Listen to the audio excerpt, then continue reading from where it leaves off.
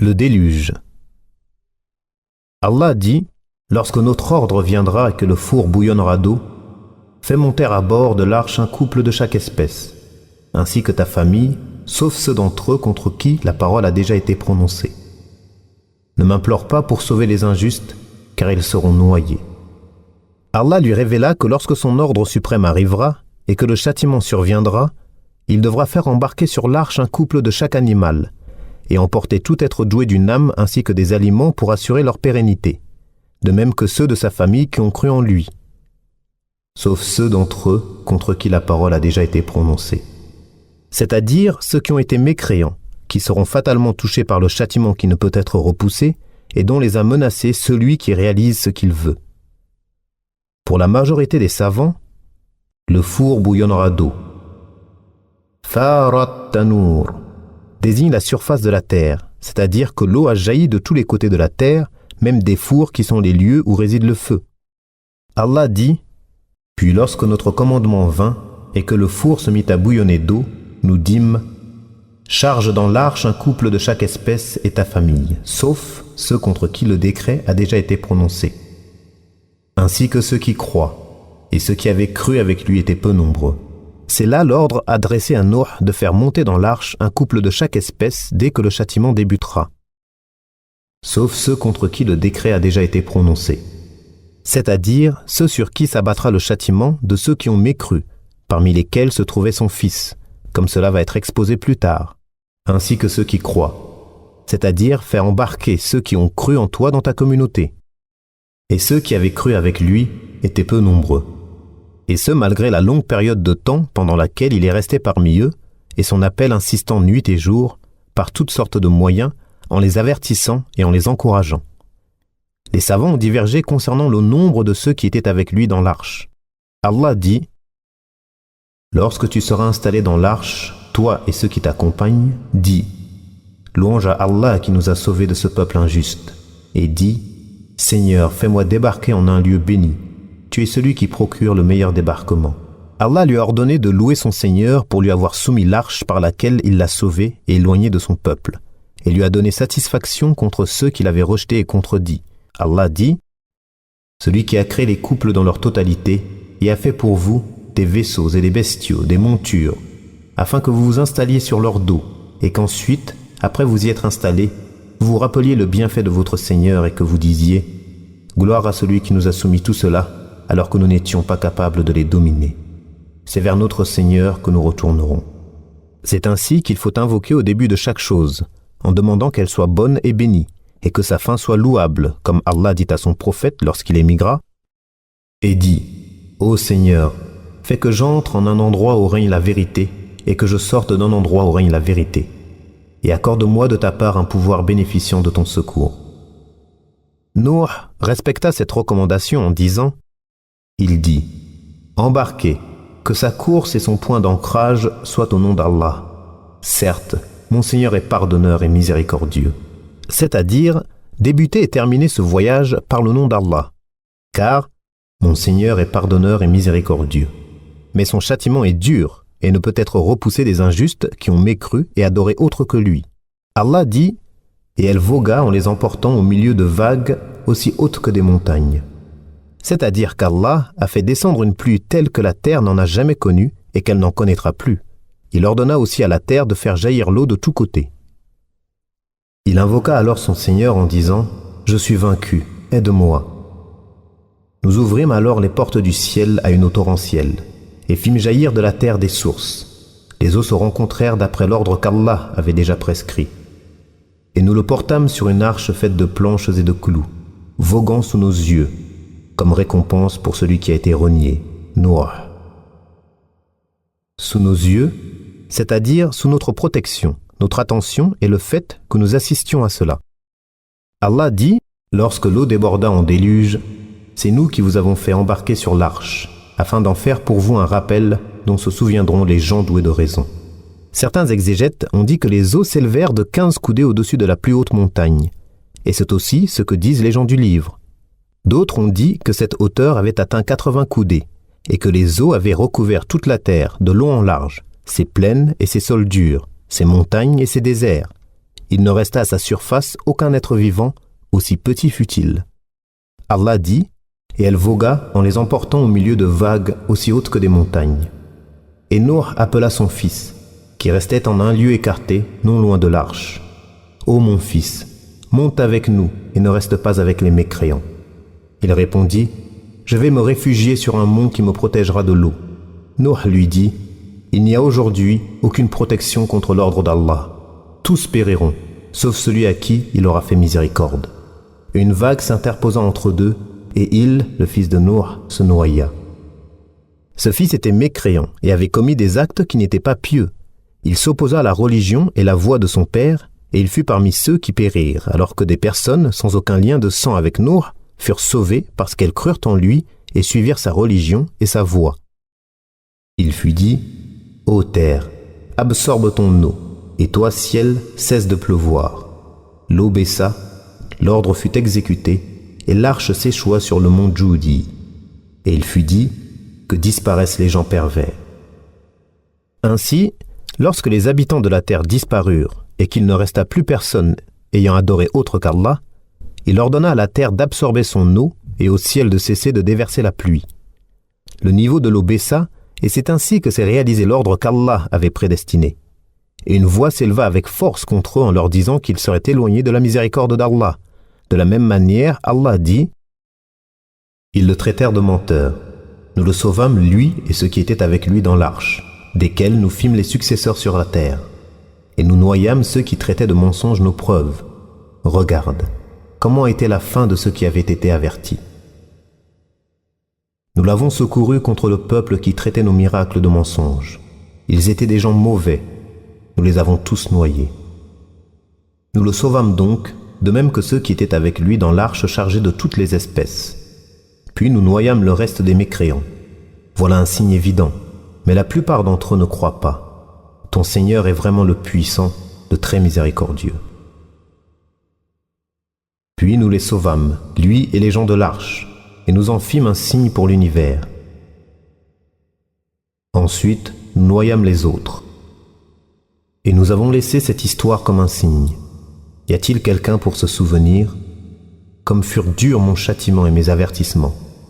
Et nous avons facilité la méditation et la lecture du Coran. Y a-t-il quelqu'un pour réfléchir? À cause de leurs péchés, ils ont été noyés. Puis on les a fait entrer au feu, et ils n'y ont trouvé, en dehors d'Allah, aucun défenseur. Nuh dit, « Seigneur, ne laisse plus aucun mécréant vivre sur terre.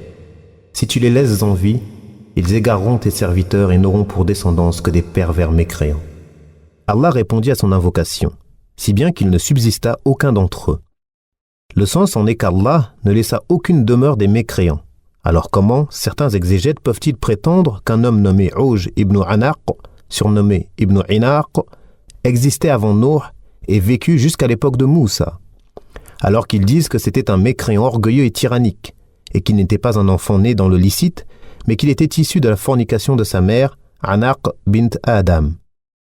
Ils prétendent également qu'il pouvait prendre un poisson dans la mer et le faire cuire en le rapprochant du soleil, et qu'il se moquait de l'embarcation de Nuh en lui disant « Quelle est cette ridicule écuelle ?»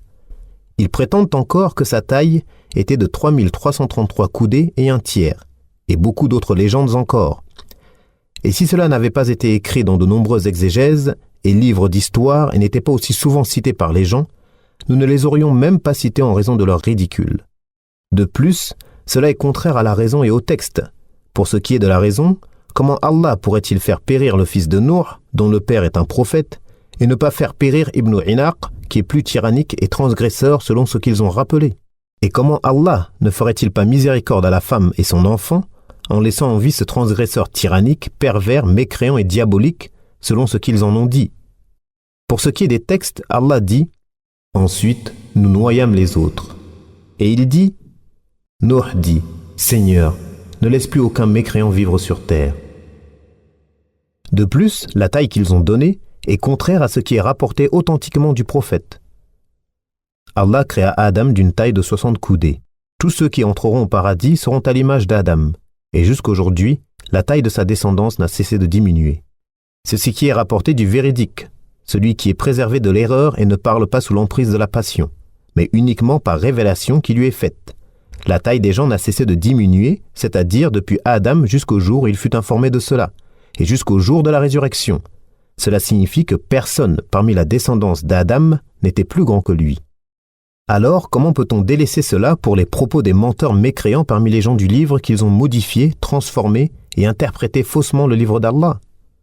Que penser donc de ceux que seuls rapportent, eux qui sont les traîtres et les menteurs, qu'ils soient maudits jusqu'au jour de la résurrection?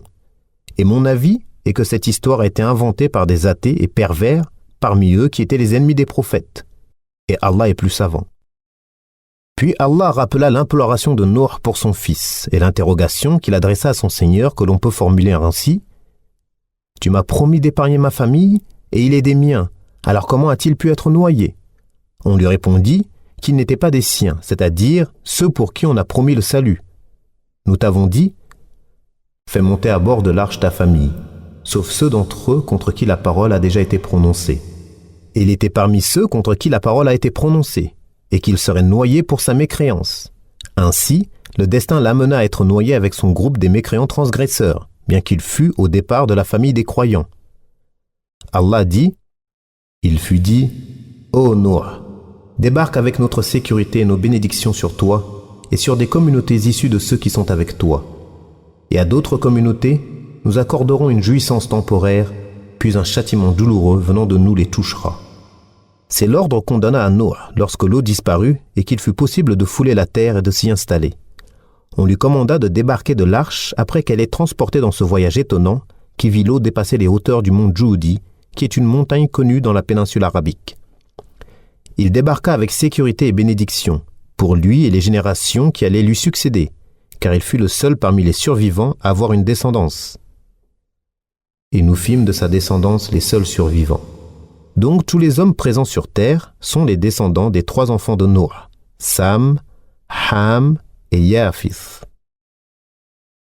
Réponse à ceux qui nient le déluge. Certains ignorants de Perse et d'Inde ont nié l'existence du déluge, alors qu'une partie d'entre eux y a cru, mais en disant « C'est arrivé à Babylone et n'est pas parvenu jusqu'à nous, et nous ne cessons d'hériter de nos ancêtres depuis Adam. » D'autres athées parmi les adorateurs du feu et des démons ont également tenu ces propos, mais ce n'est qu'un sophisme, une mécréance effroyable, une ignorance claire, de l'orgueil face aux vestiges et un reniement du Seigneur des cieux et de la terre. Toutes les religions qui ont suivi un prophète envoyé par le tout miséricordieux sont unanimes sur la réalité de l'existence du déluge et sur le fait qu'il recouvrit toute la surface de la terre. Allah ne laissa aucun mécréant, en réponse à l'invocation de son prophète assisté et préservé, et afin de réaliser ce qui avait déjà été prédestiné. La personne de Nuh. Allah dit: « Celui-ci était vraiment un serviteur très reconnaissant. » On rapporte qu'il louait sans cesse Allah pour tous les bienfaits qu'Allah lui a accordés comme nourriture, boisson, habits et toutes choses. Anas ibn Malik rapporte que le messager d'Allah a dit: « Allah est satisfait du serviteur lorsqu'il le loue pour chaque bouchée et chaque gorgée. » Et celui qui est très reconnaissant, Ash-Shakur, est celui qui accomplit toutes les obligations du cœur, de la langue et des membres. La reconnaissance s'exprime dans toutes ces choses, comme le dit le poète: « Vous avez goûté de ma générosité en 3 choses, ma main, ma langue et mon cœur caché dans ma poitrine. » Les recommandations de Nuh à son fils.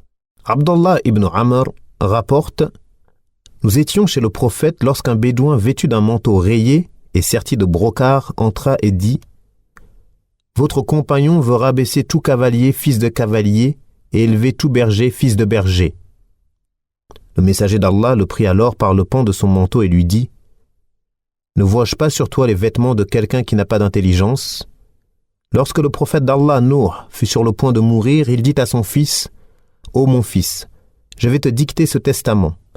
Je t'ordonne 2 choses et t'en interdis 2 autres. Je t'ordonne de témoigner qu'il n'y a de divinité digne d'adoration qu'Allah, car si on mettait les 7 cieux et les 7 terres sur le plateau d'une balance, et l'attestation qu'il n'y a de divinité digne d'adoration qu'Allah sur l'autre, la balance pencherait du côté du plateau de cette dernière. Et si les 7 cieux et les 7 terres étaient un anneau solide, l'attestation qu'il n'y a de divinité digne d'adoration qu'Allah l'aurait brisée. Gloire et louange à Allah, c'est par elle que se lient les choses et par elle que les créatures reçoivent leur subsistance. Et je t'interdis le polythéisme, shirk et l'orgueil. On dit, ô messager d'Allah, nous savons ce qu'est le polythéisme, mais qu'est-ce que l'orgueil? Est-ce le fait que l'un de nous possède une paire de sandales avec de beaux lacets? Non. Est-ce le fait de porter un habit neuf? Non. Est-ce le fait de posséder une monture? Non. Est-ce le fait d'avoir des amis qui lui tiennent compagnie? Non. Qu'est donc l'orgueil, ô messager d'Allah? C'est rejeter la vérité et mépriser les gens.